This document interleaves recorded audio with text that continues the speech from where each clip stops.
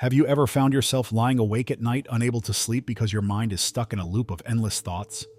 Do you constantly worry about the worst possible outcomes whenever you try something new? Or maybe you're always concerned about what others might think of you. If this resonates with you, you might be dealing with overthinking. But don't worry, you're not alone. Overthinking isn't helpful. You might think that by overplanning or overanalyzing, you're preparing yourself better, but in reality, it often just distracts you from actually making progress. It's important to realize that overthinking won't solve your problems. It usually just makes them seem bigger than they are. In this video, we will explore a story of a Buddhist monk that will help you find the solution.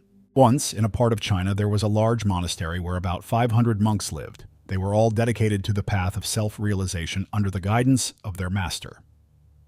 One day, a man came to the monastery, hoping to become a disciple. He approached the Zen master and said, "Sir, I want to understand myself. I want to discover the truth." The Zen master looked at him and responded, "If you truly want to know the truth, you must be willing to risk your entire life. It could take you a lifetime, and even then, there's no guarantee you'll find it. Are you ready for that?" The man replied, "Sir, I am not here to give up. I am prepared for this journey." The master then said, "If that's the case, I have a task for you. There are 500 monks here, and you will take care of their rice pounding. Your only duty will be to beat rice from morning until evening. When you're tired, rest. When you wake up, start again.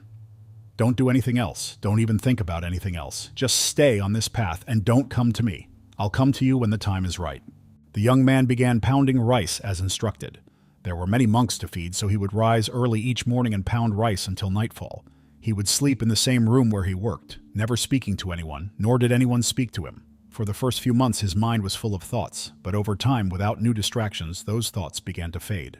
Gradually, his mind quieted. After several years, he even forgot his own name. He remained silent and kept pounding rice, lost in a state beyond thought. He didn't meditate or read any scriptures.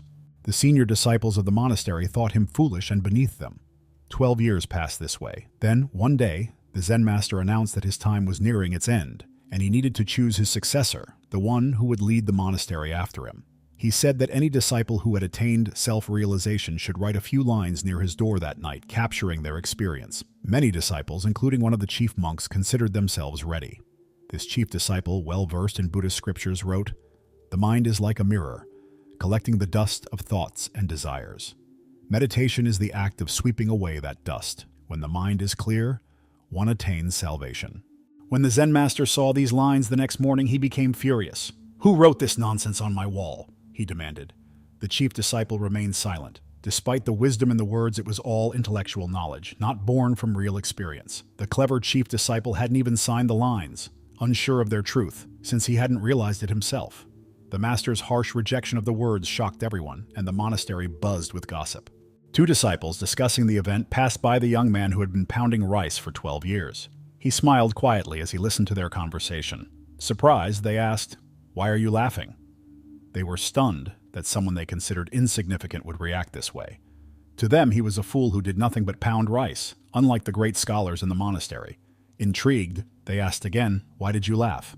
The rice pounder replied, "I laughed because the master was right. Those lines are meaningless." Shocked, the disciples asked, "Can you write something better?"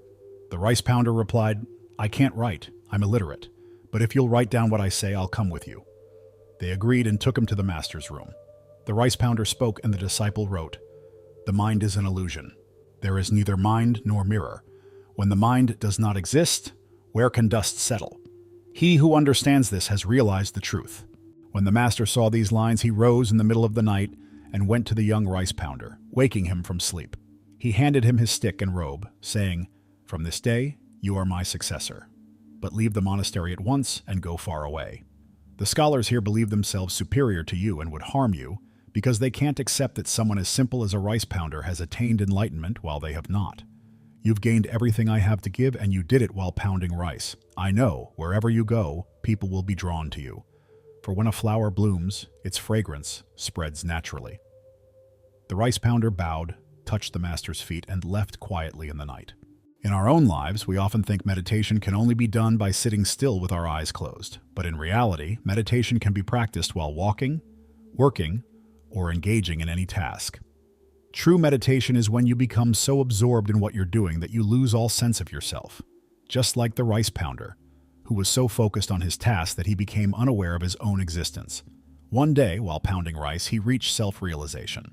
Zen means to live fully in the present moment, free from thought. The mind only exists as long as thoughts do.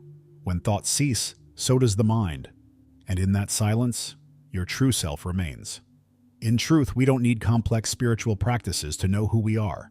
We only need to lose ourselves completely in whatever we're doing, allowing that work to become our meditation. If you enjoyed this story, please support our Blissful Living community by liking, sharing, and commenting below. For more wisdom and tranquility, don't forget to subscribe and hit the notification bell. Thank you for walking this path of wisdom with us.